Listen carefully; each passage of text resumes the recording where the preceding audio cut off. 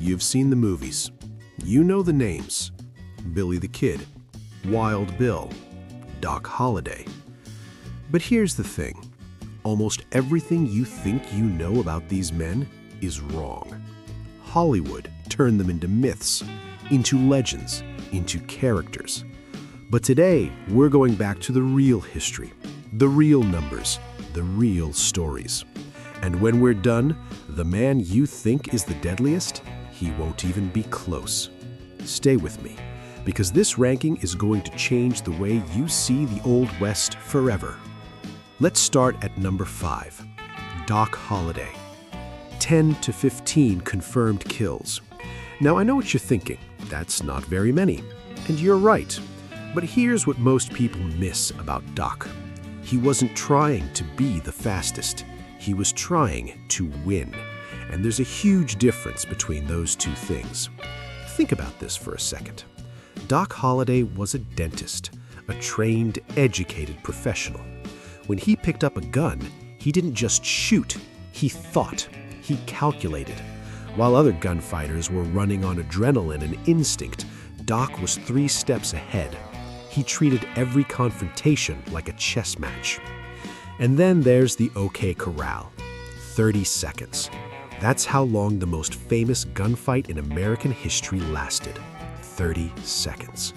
And in that half minute, Doc Holliday didn't just fire his weapon, he controlled the entire fight. Every shot had a purpose, every move had a reason.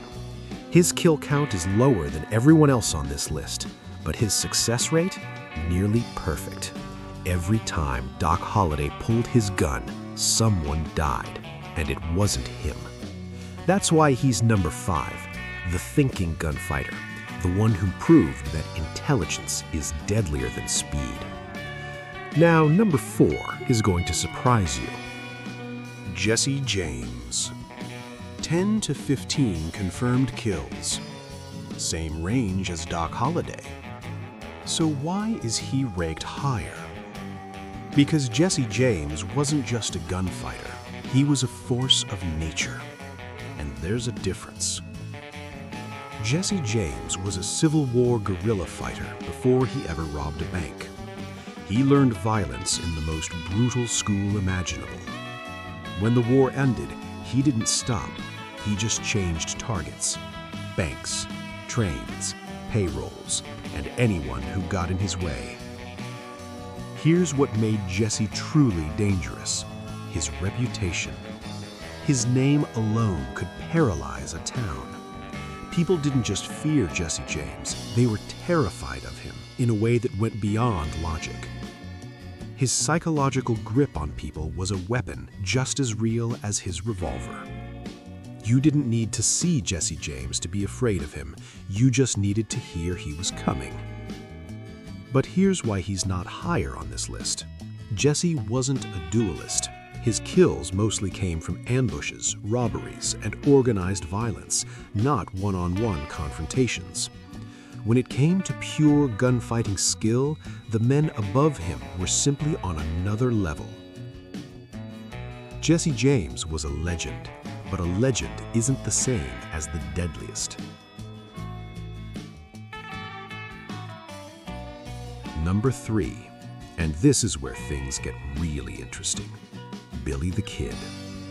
21 confirmed kills. But forget the number for a second. Focus on this. He did all of it before his 21st birthday. Let that sink in. Billy the Kid wasn't trained. He wasn't educated like Doc. He wasn't a veteran like Jesse. He was just a kid who happened to be the most naturally gifted gunfighter anyone had ever seen. Witnesses described watching him draw as something almost unreal, like his hand moved before his brain even gave the command. Opponents reported that by the time they reached for their gun, Billy had already fired. It wasn't just fast. It was like watching a different species. And the kill count at his age? Nobody in the history of the Old West came close. So why isn't Billy number 1? Because talent alone doesn't make you the deadliest. Billy was reckless. He took risks that nobody with any sense would take. He got captured twice. He escaped twice. He lived like someone who didn't believe he could die, and eventually that caught up with him. He was 21 years old when Pat Garrett ended his story.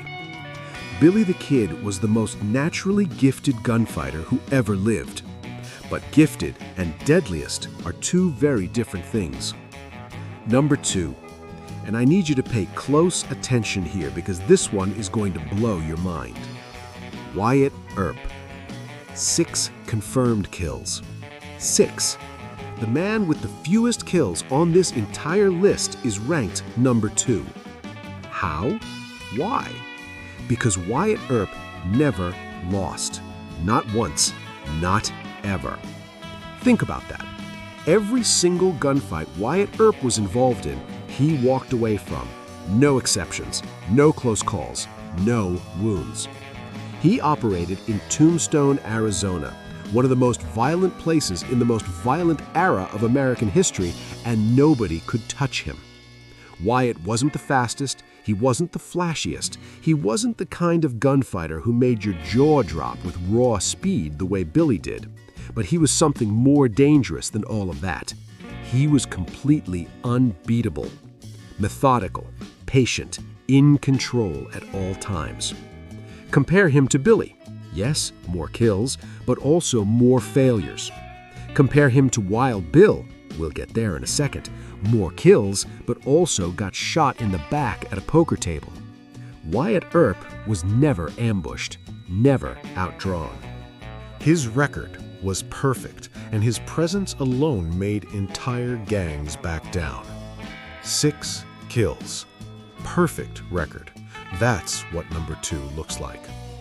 Now, we've been building to this moment. There is one man who had more confirmed kills than all 4 of them combined. One man whose name made towns go quiet. One man who combined raw speed, tactical intelligence, physical dominance, and sheer psychological terror into something the Old West had never seen before and would never see again. Number 1, Wild Bill Hickok. 36 confirmed kills, more than double Billy the Kid, 6 times more than Wyatt Earp. James Butler Hickok, Wild Bill, is the deadliest gunfighter in the history of the American West, and it's not a close race. Wild Bill was operating in Kansas and Nebraska from the 1860s through the 1870s. Scout, lawman, gunfighter, and in his own lifetime, people already knew he was something different. This wasn't a legend that grew after his death. People were afraid of Wild Bill while he was still alive. That tells you everything. Here's what separated him from everyone else on this list. Wild Bill didn't just have one thing going for him, he had everything. He had Billy the Kid's speed, he had Doc Holliday's intelligence, he had Wyatt Earp's efficiency, and then on top of all of that, he had the highest kill count in recorded Old West history. He was the complete package, the kind of gunfighter that only comes along once in a generation, maybe once ever.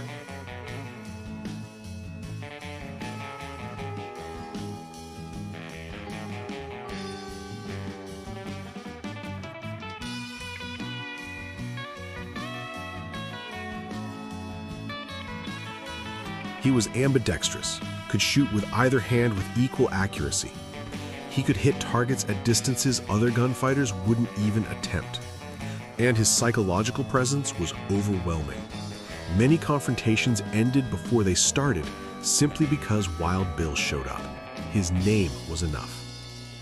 Billy the Kid was faster, but Wild Bill was faster and far more experienced. Doc Holliday was smarter, but Wild Bill was smart and far more lethal.